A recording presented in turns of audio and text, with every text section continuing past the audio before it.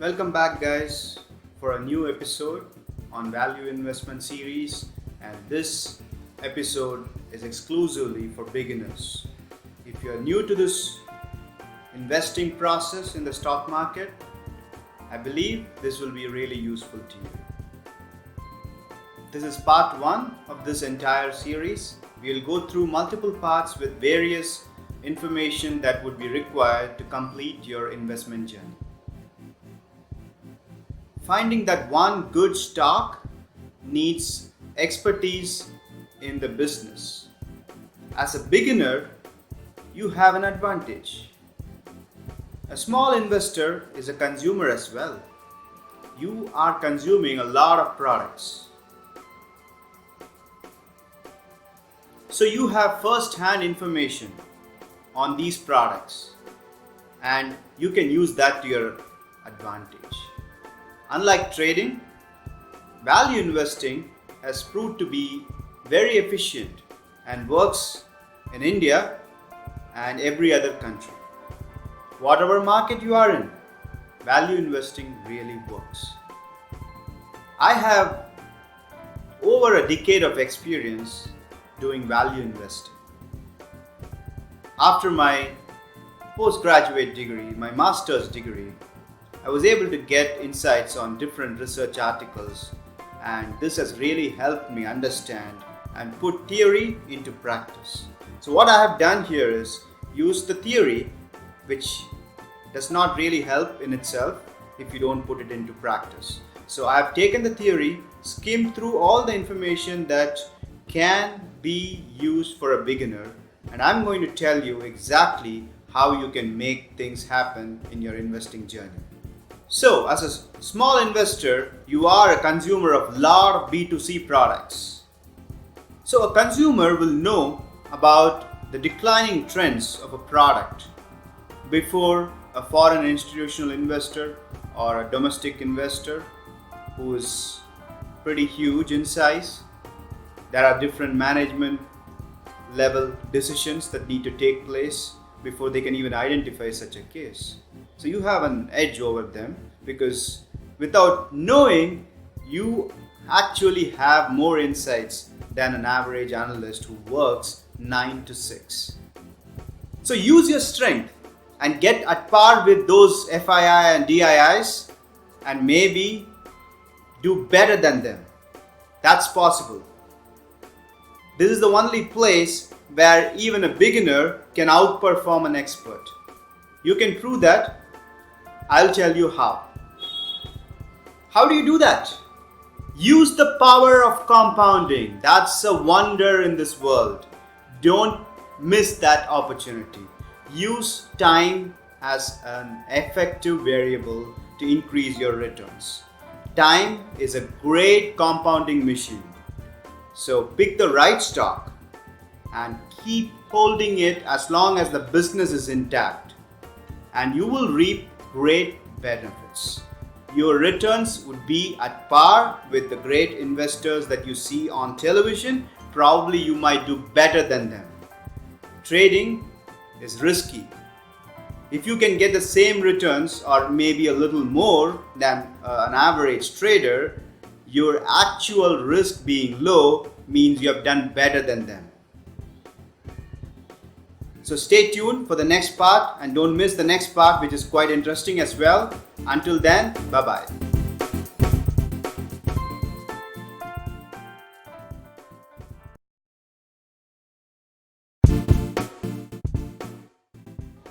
Welcome back, guys. This is part 2 of the series for beginners, value investment, for finding out the undervalued stocks, and this is especially for beginners. So if you are an expert or intermediate investor, you might want to skip through to a different video section that I have. I will later post the link to it here or here. So what is the process for choosing the right stock?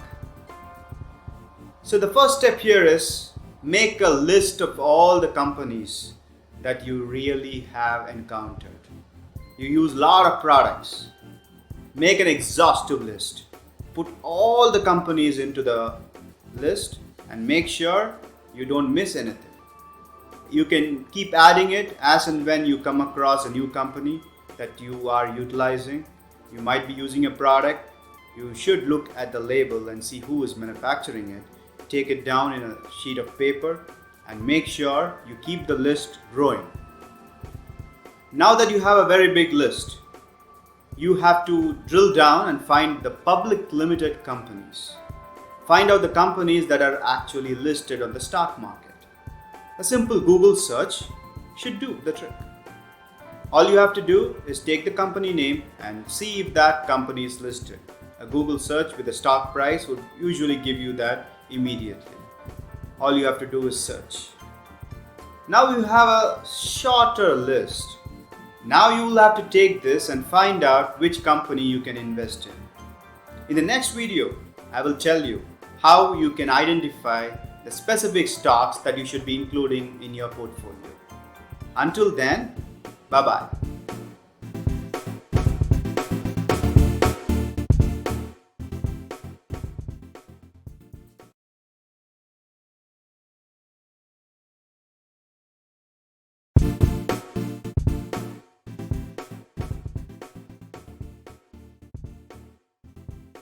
Welcome back, guys. This is part 3 of the video series for beginners to find the undervalued stocks in India and to see how they can value a company. This is a beginner series, so keep that in mind. So the question now is, which is a good company? Which is a good business that I can invest in? A beginner can start with simple ratios which you can easily find, readily available, or you can calculate it yourself pretty much with a calculator. Once you master this, you can look at the intermediate and expert videos that I also have, which will really help you in making your investment journey much more efficient. But until then, you should be able to practice what you have learned.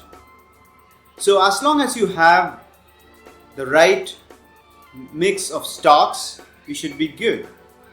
That is the reason why I suggested that you should stick to companies that you can follow on a daily basis or even a monthly or yearly basis. You really have some idea about those stocks. That is very important. As long as you know the companies that you are investing in, you have an edge. So that is the reason why you can start investing now. So the first important ratio that we'll talk about is return on equity. You can readily get it in any platform.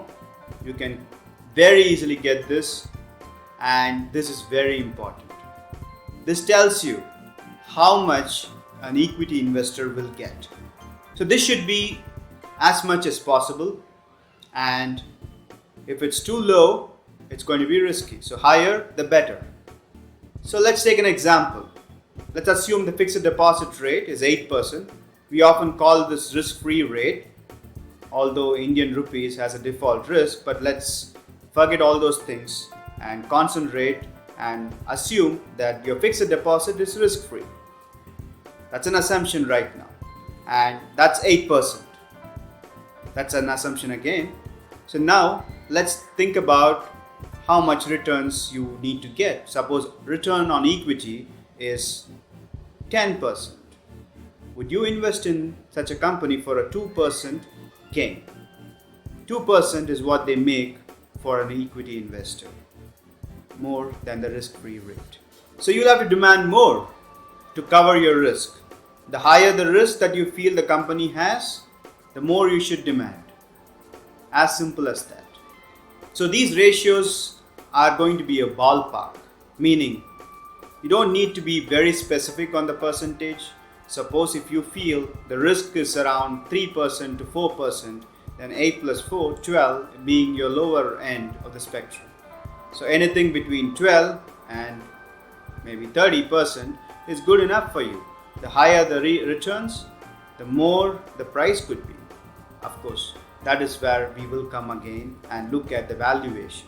So that will be in subsequent videos. So don't miss out the videos that are going to be following this, and make sure you subscribe to my channel. Until then, bye-bye.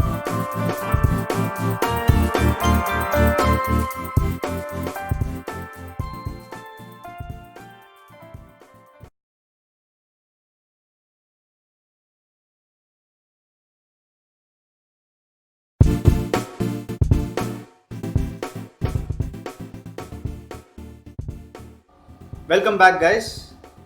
This is part 4 of the investment series for beginners on how to identify undervalued stocks and find the right valuation, and this is targeted for beginners. So we looked at return on equity in the previous video. Now we look at return on capital employed. So this is what your company makes from the deployed capital. The money that the company puts into the business has to earn some returns. So the entire money that the company can put in is the return on capital employed. This is for the entire company. So this has to be as higher as possible. Just like return on equity, you need to make sure whatever they deploy, they make enough out of it. So if I invest something into the business, so I would demand at least the risk-free return along with the risk premium. So this company has a risk. So I would need some amount of cushion on top of the risk-free rate. If the risk-free rate is 8%, and if I feel the risk premium is 5%, then I need 13% to be made for the business. So the return on capital employed should at least be 15% to meet my expectation. As a consumer, as an individual investor who is just starting to invest, you need to be very cautious here and make sure you don't look at stocks which produce return on capital with very meager figures. Anything less than risk-free rate is an easy disqualification. If the value is more than 14-15%, you should be happy to look at those companies. Of course, this is just one metric. We'll be looking at multiple metrics before making a final decision. So the next ratio is debt to equity ratio. How much debt do you have is very important. Debt by itself shows credit worthiness. So if you have small amount of debt, you would get tax benefits because taxation depends on your income after paying your interest. So if you pay some interest, then your final profit after interest is going to be lower and your tax rate will go down up to a certain point. If this is going to help reduce your weighted average cost of capital, so the weighted average cost of capital is a metric which tells you what is your cost on capital. If you have to go to the bank and say I need some money, what is the interest rate they're going to charge? If you go to an equity investor and tell them, hey, I'm going to come up with an IPO, I'm going to give my shares to you, then that means they would demand some amount of returns. There is a cost for that. So there is a cost for equity investors and the banks or a debt provider. So we need to make sure the weighted average cost of capital is low. So the company might take some debt, but up to a point, it is okay to have debt. So as a beginner, I would suggest stick on to something below 0.4 and preferably don't go for anything that's more than 0.7. This way, you would be much safer in your investment journey.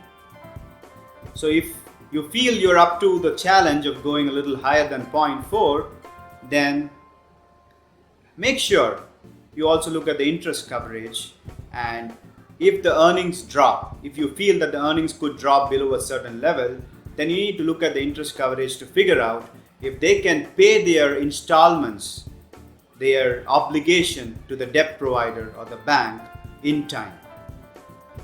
To give an analogy, if you have an EMI of 10,000 rupees and if you are making 20,000 rupees today, and suppose you lose a job and your earning goes to 15,000 rupees a month from 20,000, then you should be able to pay your loan at 10,000 provided you can keep your expenses at 5,000 rupees. Suppose your income drops to 5,000 rupees and your loan requirement every month is 10,000 rupees, then you will be having an issue. So make sure that doesn't happen to your company, but to avoid that, keep your debt lower than 0.4. In that way, you don't need to worry about all the other ratios that you need to look at and historic and future predictions that you need to make sure that the company does not have a liquidation issue. So to avoid all these, as a beginner, I advise you to be cautious. So again, to remind you, this is a multi-part series. We have multiple parts, and this is on equity ratios, and this is going to be a continuation of multiple videos. So make sure you watch videos before this and after this, and you don't forget to subscribe to my channel. Thank you.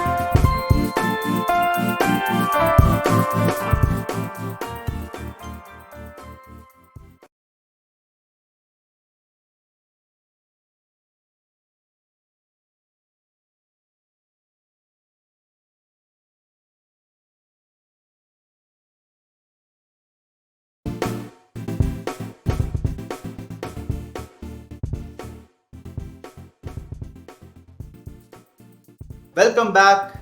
This is part 5 of the series dedicated for beginners to find undervalued stocks. So you have been shortlisting companies. You had a big list, you drilled it down, reduced the size of the list, and now say you have 30 stocks to look at. As I mentioned earlier, you don't want to have 30 stocks.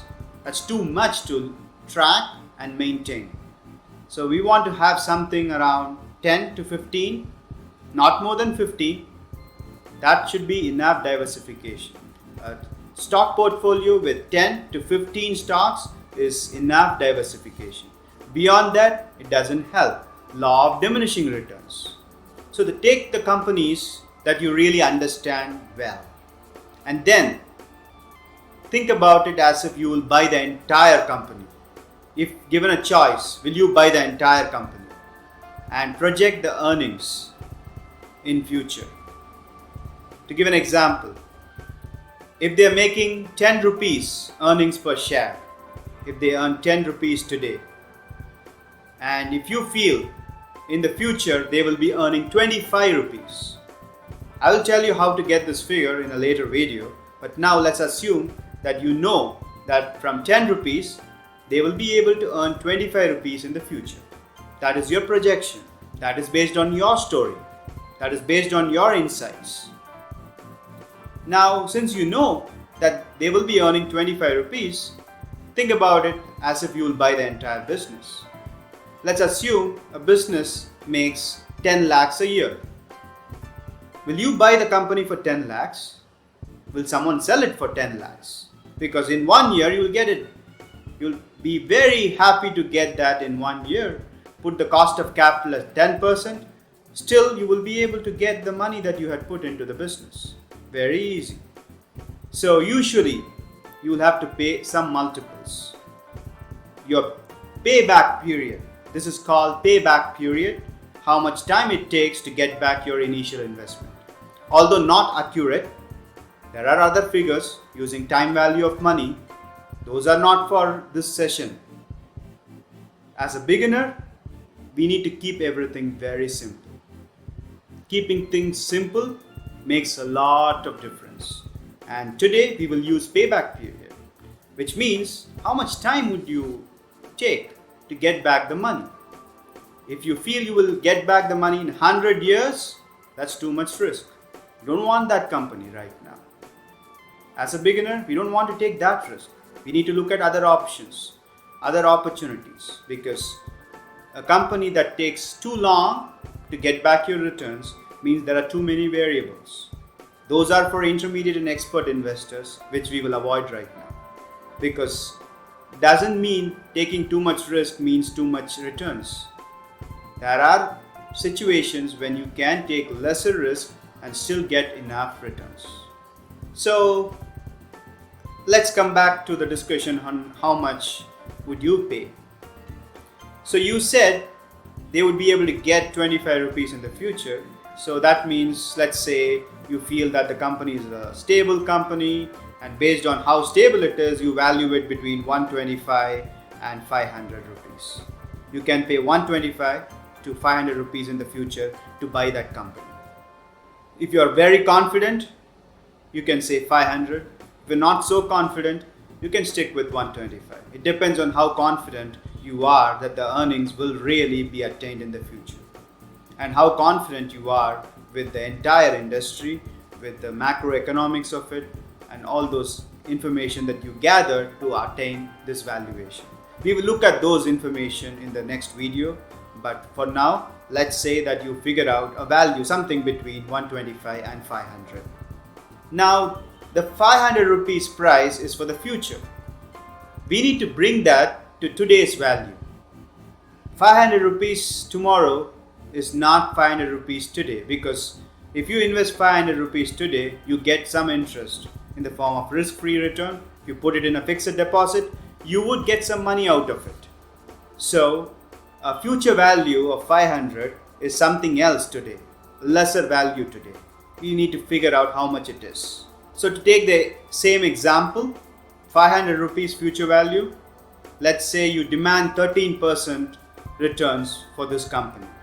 We will talk about how to arrive at this value 13, but for now, let's assume that you have calculated it as 13%, which is risk-free rate from risk premium that you will charge. You have a certain risk premium for this stock, and you have a risk-free return that is your fixed deposit, and you add both of these, you get this value 13%. This will be an assumption for this example.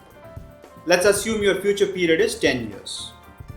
So fire up your Excel sheet or Google sheet and type in PV, that is present value, put an equal to sign before, and then put PV, open a bracket, and give these values. 13, that is your interest rate. 10, that's the number of years. 0, that is the payment. You won't make any payment here, so let's forget that, it's just 0.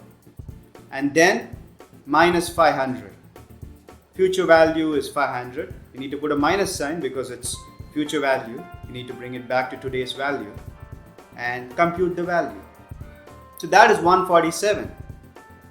If you feel you need to add some more cushion to this, if you're not so confident, you can say that you want to have 10% margin of safety on top of this.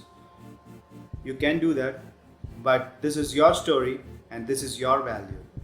You need to make sure you took all the care to arrive at it. Make sure you look at the previous parts and the other parts that follow this video to understand how you can figure out all these numbers and put it into your valuation model. This is very easy. All it takes is less than an hour. You won't take more than an hour to do a valuation for the first time. After that, it's going to take less than 5 minutes for you to compute valuation for any company, as long as you understand the entire company and put in the right numbers. You might take some time to understand the company, but that's going to be easy because you already are a consumer of that product and you know better than anyone else. So make sure you subscribe to my channel and don't forget to look at the other parts that follow this video. Thank you. Bye-bye.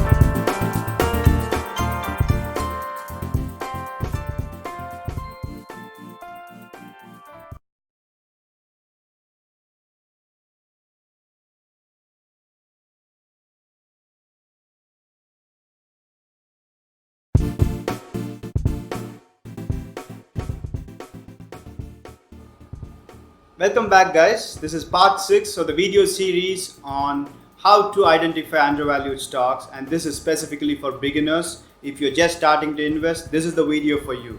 Don't forget to look at the previous parts before you watch this video. So in the last video, we were able to compute the future value of the company and we came up with a number 500. So how did we arrive at that value? How do we compare different companies that we have shortlisted, and how do we find the value in the future? This is where your expertise comes into play. You are a consumer and you know better than others whether the product is selling, what is the margin that they might be having, because you can compare it to other companies and you can see how much are they making, and is it a premium product. If they sell a bike that's selling at 2x the cost of an average bike with the same specification, then you know the margins are a little higher and you can figure out a ballpark. So you have more expertise than anyone else. That is the reason why you're picking these stocks. Now you need to do something like a bottom down approach and top to bottom approach. I'll tell you what it is. So we need to know the size of the market. How big is the market? How do you know that? Let's take an example. In 2016, there is a number that is attached to the number of middle class. It was arrived at 267 million.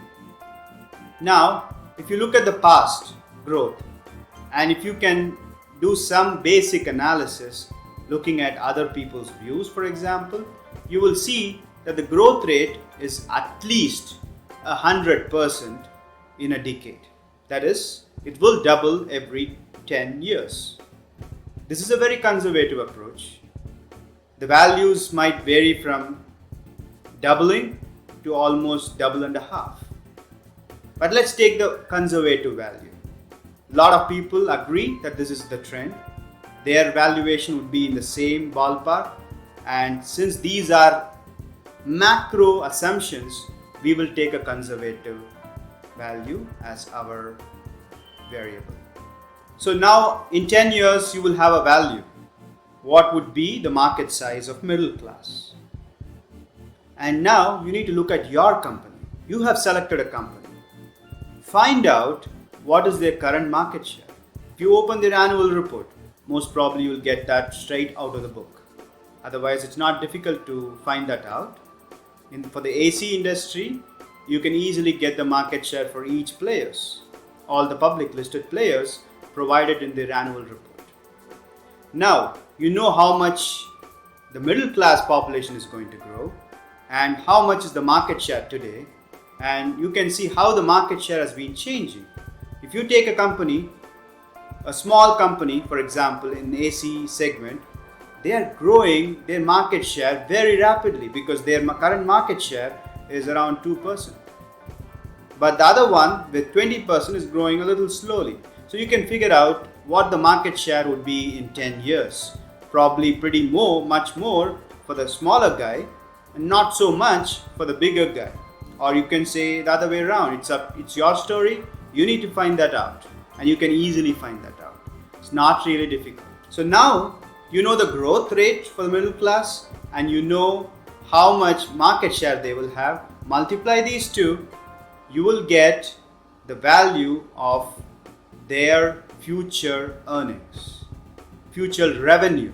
Now you need future earnings. So you know the revenue, what is the size of the market, based on middle class population growth, you are able to compute that and multiply by the market share, you get the total revenue. Now this revenue has to be multiplied by the profit margin to come up with the earnings per share. So the profit margin, you can look at historic value and see how they are able to grow, look at how well they are doing, can they increase or will it go down. You have to figure that, it's your story again. So you figure that out and you multiply that with the revenue, you get your earnings per share. This is your future earnings per share. As discussed in the earlier video, after that it's very simple. Plug it in your Excel sheet with a very simple formula. In a minute, you get a value. That's your current price. Look at the price in the market, compare it with yours, add some margin of safety to make sure you don't invest it at a higher price, and here you go. You are able to buy a company now. As a beginner, you have made a great accomplishment.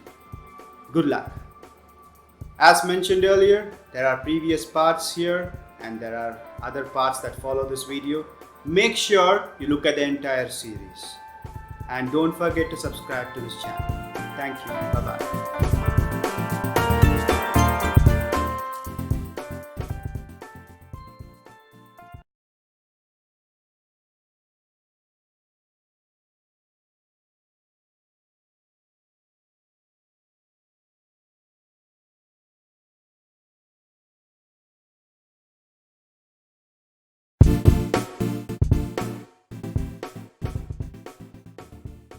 Welcome back again.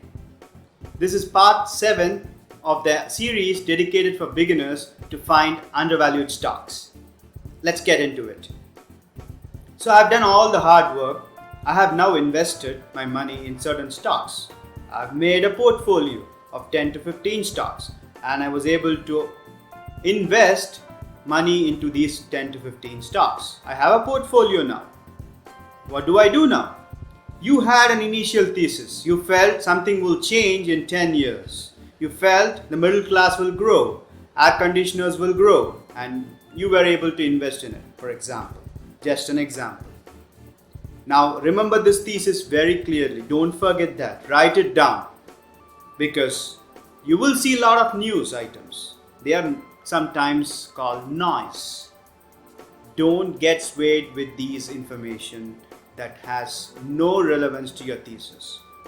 Unless the effect is on the business, you don't need to care.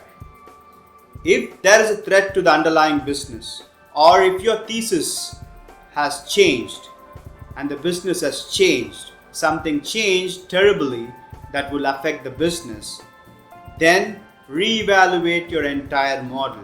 See if you have the margin of safety to hold it. Otherwise, exit it. That's the only time you will exit, if the underlying business changes. Most probably, it does not change so easily for good companies with good management. You don't need to worry about it too often if you had made the right choice at the initial front. So if you had a thesis of something that will grow in numbers because of demand, and suppose if it goes obsolete, or if you feel it's going to go obsolete in the next few years, and if you're convinced about it, because a lot of noise can make you believe that something will go out of business or might become obsolete, but it may not happen. So you need to be very cautious here. Remove and filter out the noise and see objectively if the threat is real. If the threat is real, take action. Reevaluate, and if needed, exit. Otherwise, you keep holding the stock for as long as possible. Unless you need some money, you don't sell those stocks. If you need money, of course you will have to sell.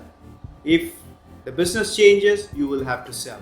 Otherwise, you keep holding the stocks. Because if you sell, you need to work on identifying another opportunity which would get you better business returns than this company.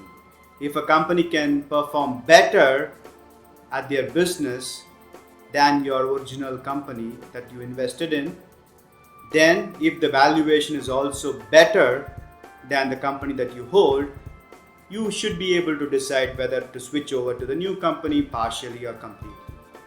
That is also a reason why you might want to exit if you find a really good opportunity. That can happen. That brings us to end of this video. Don't forget to subscribe to my channel and make sure you look at all the parts in this video series. And again, let me remind you, this is for beginners. If you are an intermediate investor or an expert investor, there are other video series for you. Make sure you look at those videos as well. Bye-bye.